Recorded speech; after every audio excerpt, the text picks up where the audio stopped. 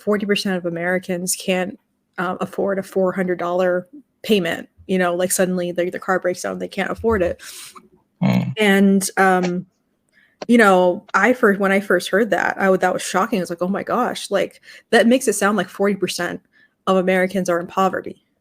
But now that I'm older and I know people who make over 6 figures, but they still are in that position, it's kind of different. That doesn't necessarily indicate poverty, but it also can indicate just poor spending habits. So to point as a solution just to make more money as a way of solving that type of thing doesn't really work, especially when I see people who are making, you know, more than enough, and they if you look at their bank account, it's clearly not enough. Explain that to me. How does that work? How are people earning enough money and they are not able to come up with a $400 emergency? They are not able to put an emergency of $400 on the spot. How does that work? Lifestyle creep. It's when you make more money, you spend more money. When you have an extra $1,000 at the end of your bank account, you're like, oh, I can spend that, right? And so if everything goes fine and you don't really save and you don't really plan for things going wrong in the future, everything is hunky-dory until that emergency happens and you're like, oh crap, I don't have $1,000 to pay for this, or I don't have a $400 to pay for that.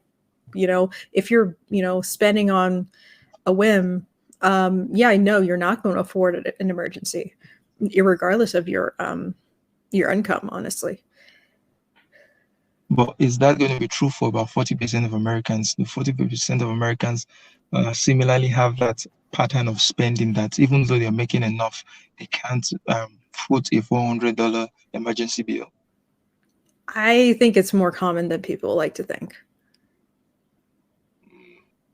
It's you know, the like when people talk about consumerism, consumer debt, you know, keeping up with the Joneses, you know, because they can afford it, they think that they should pay for it, or that they like, oh, I can afford it in this in general, so why not? Because like it's this very, very similar issue to like the American's diet, right? You look at the back of a packet of Skittles, right? And it says, oh yeah, like this is this many calories. It fits into my daily values this much. Okay, I can eat this, right? But then they don't really take into account, did they add up all the other things that they ate?